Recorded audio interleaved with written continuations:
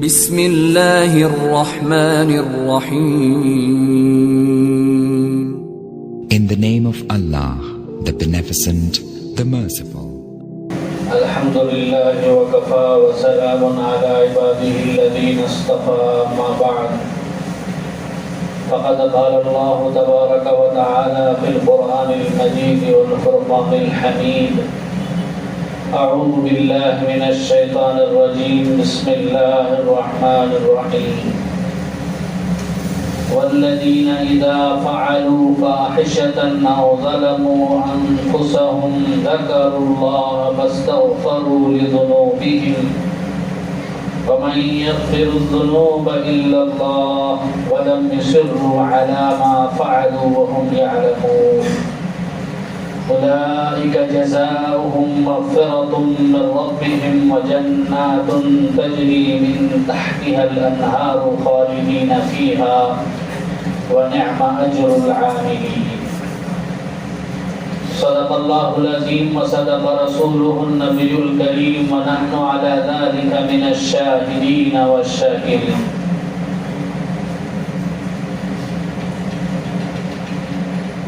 محترم بزرگوں اور دوستو، گزشتہ ہفتے جن آیتوں کی تفسیر کی گئی ان میں اللہ تبارک و تعالیٰ نے متقین کے چند اوصاف بتلائے کہ تقوی والوں کے اندر کیا صفتیں ہونی چاہیے. اللہ نے کہا کہ تقوی والے خوشی میں بھی خرچ کرتے ہیں اللہ کے راستے میں، تکلیف میں بھی خرچ کرتے ہیں. اور دوسرا وصف یہ بتلایا کہ تقوی والے غصے کو پی جاتے ہیں، غصے کو قابو کرتے ہیں، کنٹرول کر لیتے ہیں اور لوگوں کو معاف کر دیتے ہیں. صرف معافی نہیں کرتے، جس نے اس کو ستایا ہے اس پر احسان بھی کرتے ہیں. آگے ایک اہم وصف کو اللہ تبارک و تعالیٰ بیان فرماتے ہیں. تقوی والوں کی بہت بڑی نشانی یہ ہے کہ اللہ کہتے ہیں والذین اذا فعلوا فاحشۃ، تقوی والے وہ ہیں کہ جب وہ کوئی بے حیائی کا کام کرتے ہیں، کر لیتے ہیں، بے حیائی کا کام ان سے ہو جاتا ہے. مثلا کسی سے بدکاری ہو جاتی ہے، زنا ہو جاتا ہے، کوئی بے حیائی کا کام ہو جاتا ہے، کسی نامحرم عورت کا ہاتھ چھین لیتے ہیں یا کسی نامحرم عورت، اجنبی عورت کا بوسہ لے لیتے ہیں، او ظلموا انفسهم، یا وہ کوئی دوسرا گناہ کر کے اپنے آپ پر ظلم کر لیتے ہیں، تو ذکر اللہ، فوراً یہ تقوی والے اللہ کو یاد کر لیتے ہیں. جیسے ہی ان سے یہ گناہ ہوتا ہے تو ان کو فوراً اللہ یاد آ جاتا ہے. فاستغفروا لذنوبہم، پھر وہ اپنے گناہوں کی اللہ سے معافی مانگتے ہیں. وَمَن يَغْفِرُ الذُّنُوبَ إِلَّا اللَّهُ، اللہ کے سوا گناہوں کو کون معاف کرنے والا ہے. وَلَمْ يُصِرُّوا عَلَى مَا فَعَلُوا، یہ تقوی والے گناہ ہونے پر اللہ کو یاد کر کے اللہ کے سامنے روتے ہیں، گر گڑاتے ہیں، اپنے گناہوں کی معافی مانگتے ہیں، اور جو گناہ ان سے ہو گیا اس پر اصرار نہیں کرتے، اس پر جمے نہیں رہتے. مطلب یہ ہے کہ اسے چھوڑ دیتے ہیں فوراً. وَهُمْ يَعْلَمُونَ، اور وہ جانتے ہیں کہ یہ بہت بڑا گناہ کا کام ہے، اس سے اللہ ناراض ہوتا ہے. تو ایک اہم وصف اللہ نے بیان فرمایا. اب یہ جو تقوی والے ہیں جن کے اندر یہ علامتیں ہیں، یہ اچھی اچھی عادتیں ہیں، ان کو اللہ کیا دے گا، ان کا کیا بدلہ ہے اللہ کے پاس. تو اللہ کہتے ہیں اولئک جزاؤہم مغفرۃ من ربہم، ایسے لوگوں کا بدلہ یہ ہے کہ ان کے پروردگار پالنے والے اللہ کی طرف سے انہیں مغفرت نصیب ہوگی. وجنات، ایسی جنتیں انہیں ملیں گی، ایسے باغات ملیں گے تجری من تحتها الانہار، جن باغوں کے نیچے سے ندیاں بہتی ہوں گی، خالدین فیہا،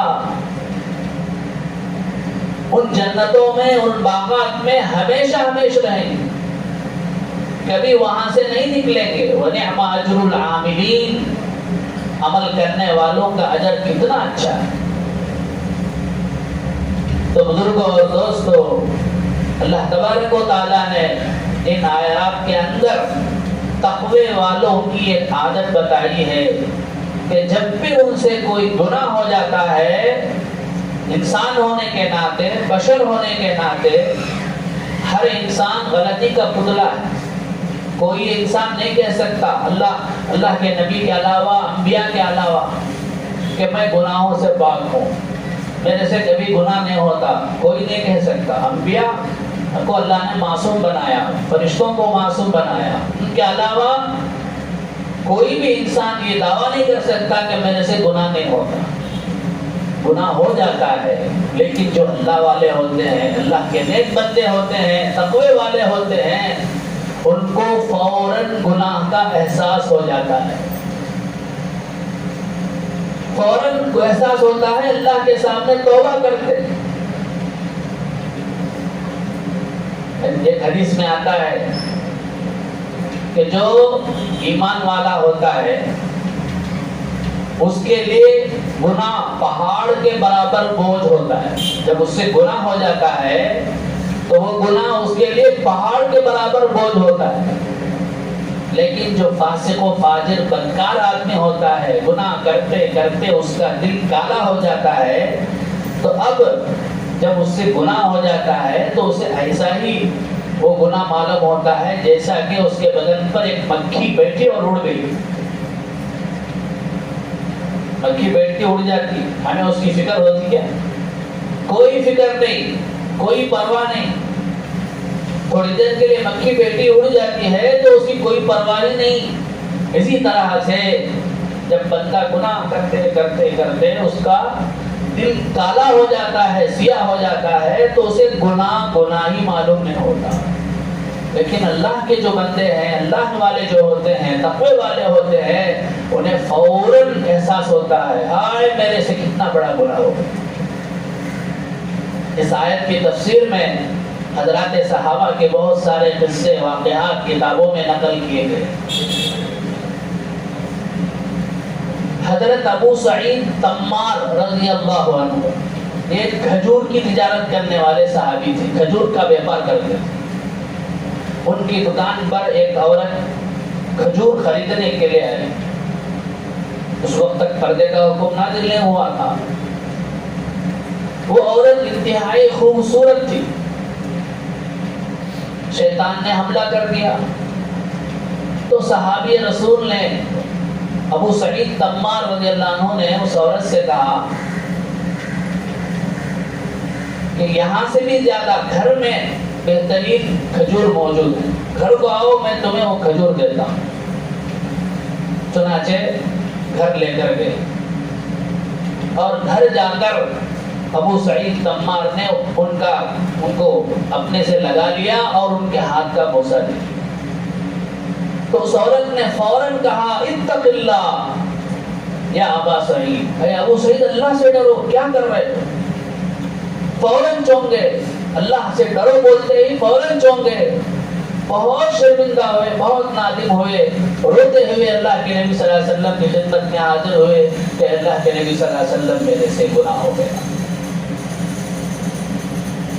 تو تب یہ آیتیں نازل ہوئی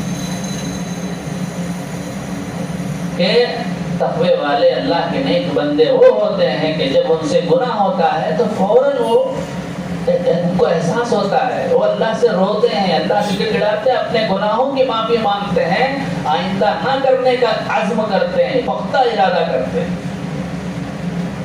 اسی طرح اور ایک صحابی کے بارے میں بھی واقعہ نقل کیا ہے تفسیر کی کتابوں میں کہ اللہ کے نبی صلی اللہ علیہ وسلم نے ایک انصاری صحابی اور ایک ثقفی صحابی دونوں کے درمیان بھائی چارگی قائم فرمائی، بھائی بھائی بنا دیا تھا۔ مدینے میں جب آپ صلی اللہ علیہ وسلم ہجرت کر کے گئے مہاجرین صحابی کے پاس کچھ مال دولت کچھ نہیں تھا، گھر بار نہیں تھا، سب چھوڑ کے مدینہ آ گئے تھے، اس لیے انصاری صحابی مہاجر صحابی دونوں کو آپ صلی اللہ علیہ وسلم نے بھائی بھائی بنا دیا تھا۔ تو ایک ثقفی صحابی اور انصاری صحابی دونوں کے درمیان اللہ کے نبی صلی اللہ علیہ وسلم نے بھائی چارے کی قائم فرما دی تھی، دونوں کو بھائی بھائی بنا دیا تھا۔ جب ثقفی صحابی جنگ میں تشریف لے گئے تو انہوں نے انصاری صحابی کو اپنے گھر والوں کا نگران بنا دیا کہ میں جنگ میں جا رہا ہوں، تم میرے گھر والوں کی نگرانی کرو۔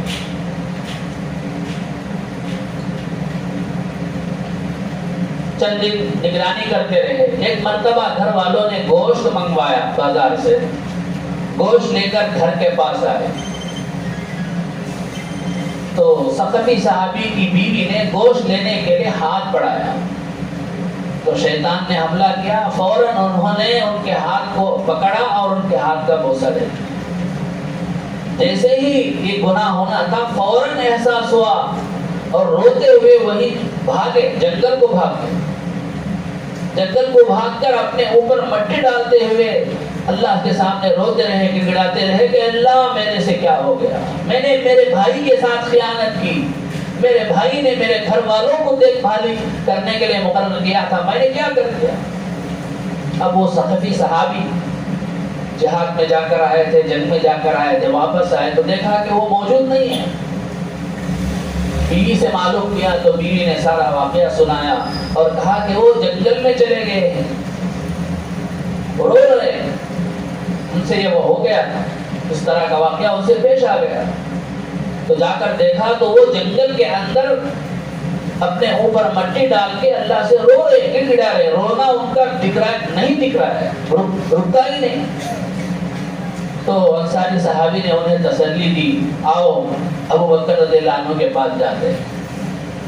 چنانچہ تسلی دلانے کے لیے وہ انصاری صحابی کو حضرت ابو بکر رضی اللہ عنہ کے پاس لے کر آئے۔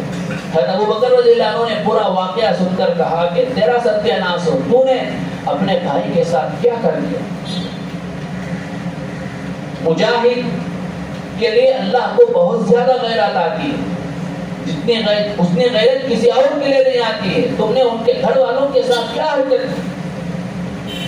پھر ان صحابی کو لے کر حضرت عمر رضی اللہ عنہ کے پاس گئے تو انہوں نے بھی وہی ویسا ہی جملہ کہا۔ پھر اللہ کے نبی صلی اللہ علیہ وسلم کی خدمت میں پہنچے تو آپ صلی اللہ علیہ وسلم نے بھی یہی جملہ کہا کہ تم نے کیا حرکت کر دی۔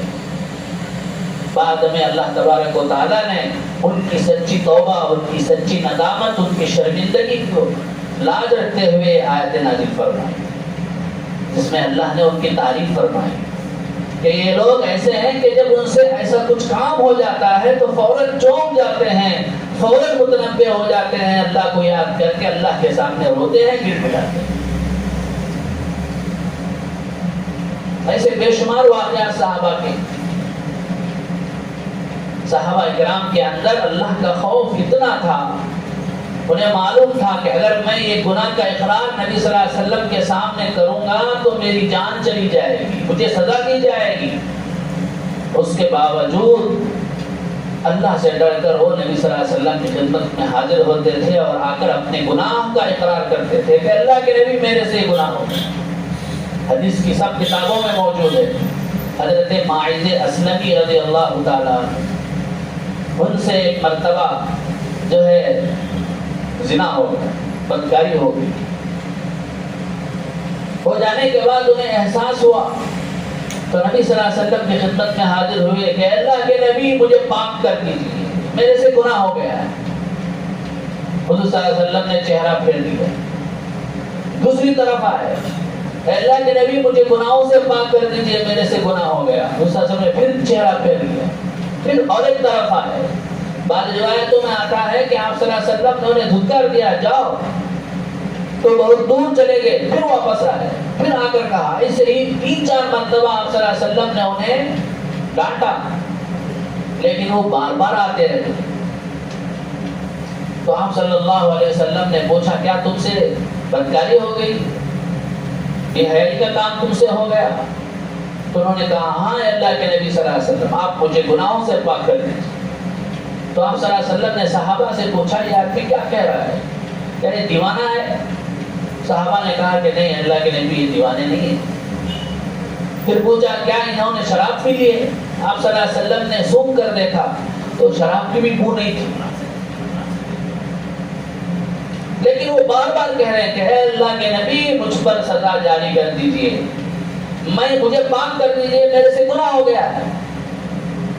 تو آخرکار آپ صلی اللہ علیہ وسلم نے اسلامی شریعت کے مطابق ان پر رجم کی سزا، اگر کوئی شادی شدہ جس کی شادی ہو گئی ہو، وہ اگر کسی سے بدکاری کر لے، زنا کر لے، تو اسلامی حکومت اگر ہے تو سزا یہ ہے کہ اس کو کیا کیا جائے گا؟ رجم کیا جائے گا، سب کے سامنے پتھر مارا جائے گا، اتنا پتھر مارا جائے گا کہ آ کر کے مر جائے گا، اس کو بولتے ہیں رجم۔ ان کو معلوم تھا کہ یہ سزا دی جائے گی، پھر بھی ان کے اندر اللہ کا خوف تھا، گناہ ہو گیا انسان ہونے کے ناطے۔ 3-4 دن کے بعد اللہ کے نبی صلی اللہ علیہ وسلم نے صحابہ سے کہا اے صحابہ اپنے بھائی کے لیے استغفار کرو، یقیناً اس نے ایسی توبہ کی ہے کہ ان کی توبہ پوری امت پر تقسیم کر دیا جائے، سب کے لیے کافی ہو جائے، اتنی بڑی توبہ انہوں نے کی۔ تو بہرحال بزرگ اور دوستو، صحابہ سے گناہ ہوا لیکن ہماری طرح نہیں، مکھی بیٹھے تو جیسا مکھی بیٹھ کے اڑ گئے تو جیسے ہمیں پرواہ نہیں ہوتی ویسا نہیں، ان کو فوراً احساس ہوتا تھا میرے سے گناہ ہو گیا، روتے تھے، گڑگڑاتے تھے، اللہ کے سامنے جا کر سجدہ ریز ہوتے تھے، اللہ سے معافی مانگتے تھے۔ اسی طرح ایک عورت، اسی طرح سے حدیث کی کتاب میں واقعہ بھی لکھا ہے کہ امرأت غامدیہ، وہ عورت آئی، اس نے بھی آ کر اقرار کیا کہ اللہ کے نبی میرے سے گناہ ہو گیا، میرے سے زنا ہو گیا۔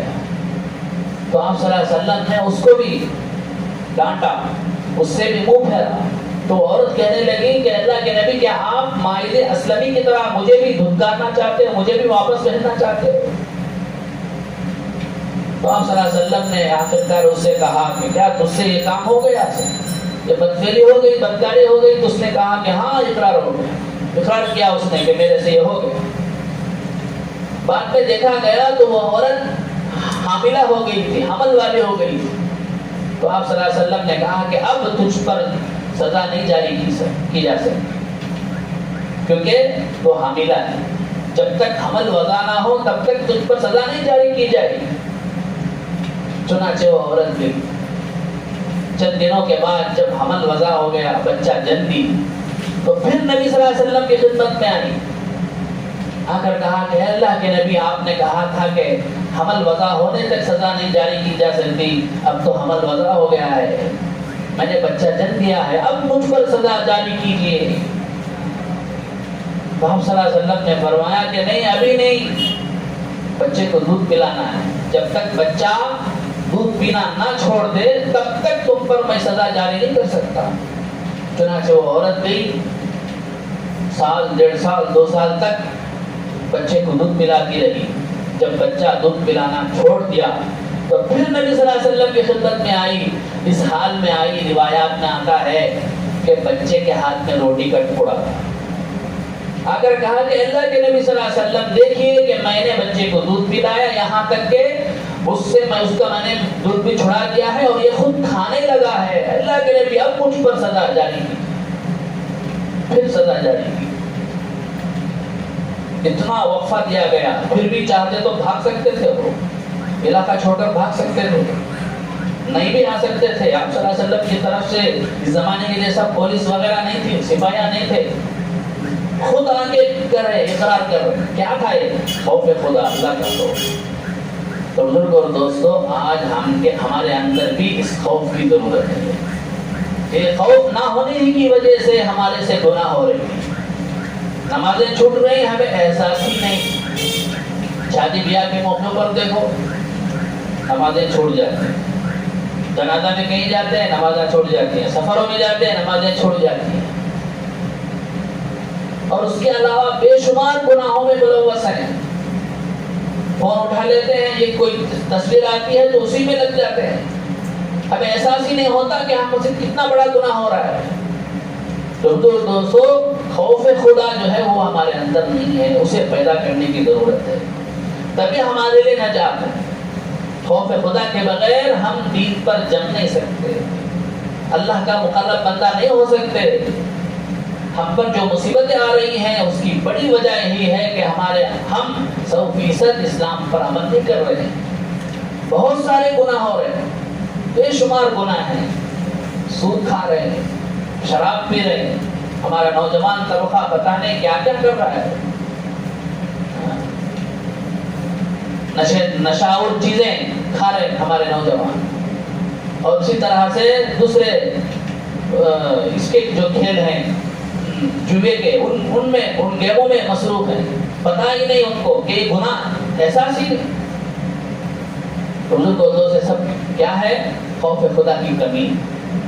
تو آج سب سے بڑی ضرورت ہے کہ ہم اللہ کا خوف اپنے اندر پیدا کریں. بس ان آیتوں میں اللہ تعالیٰ نے یہی بتلائی ہیں کہ تقوی والے جن کے لیے اللہ نے جنت تیار کر رکھی ہے، ان کا وصف، ان کی علامت، ان کی نشانی یہ ہے کہ جب ان سے گناہ ہو جاتا ہے تو فوراً وہ چونک اٹھتے ہیں.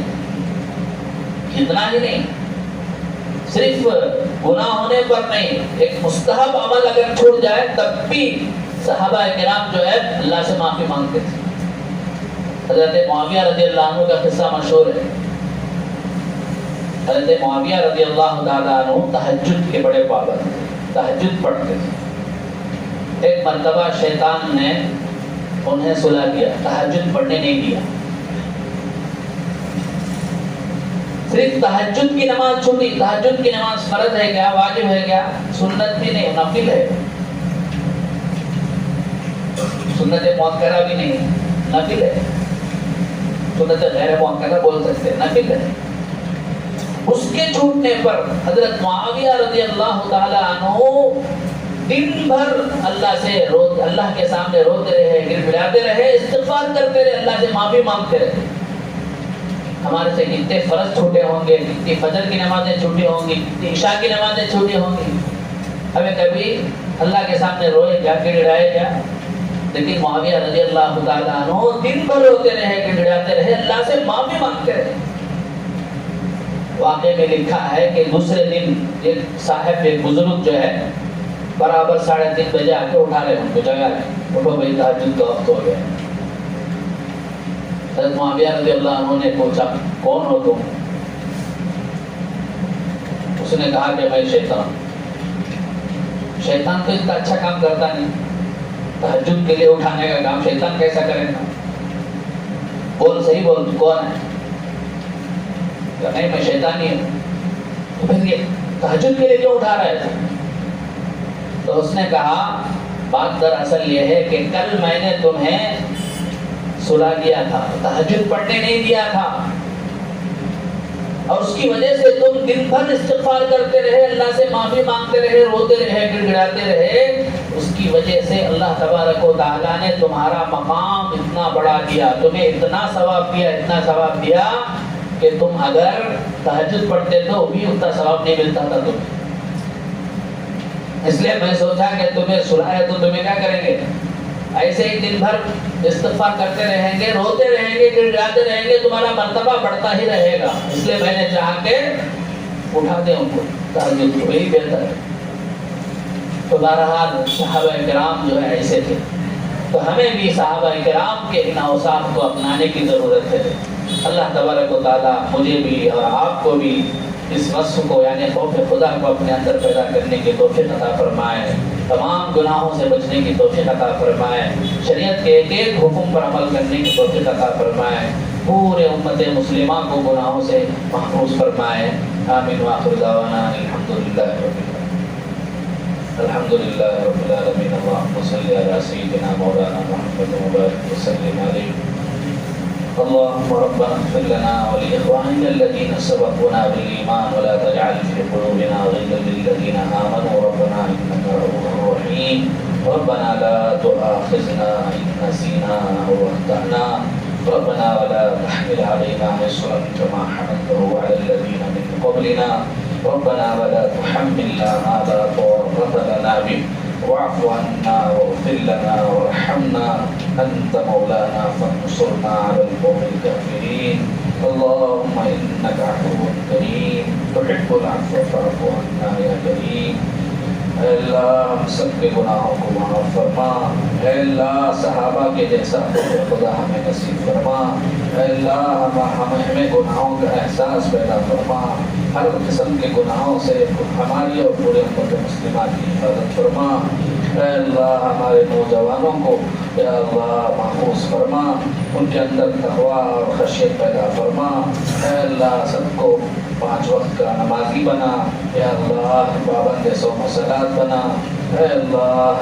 مسلمانوں پر جہاں بھی ظلم ہو رہا ہے اے اللہ مسلمانوں کی حفاظت فرما اے اللہ نبی پاک صلی اللہ علیہ وسلم نے خیر کی لین سے جو دعائیں مانگی ہیں ان میں ہمارا حصہ نصیب فرما شر کی لین سے جن سے بھی پناہ مانگی ہے ان سے ہماری حفاظت فرما اے اللہ ہمارے چھوٹی پوری دعا کو قبول فرما سبحان ربک رب العزت عما یصفون وسلام علی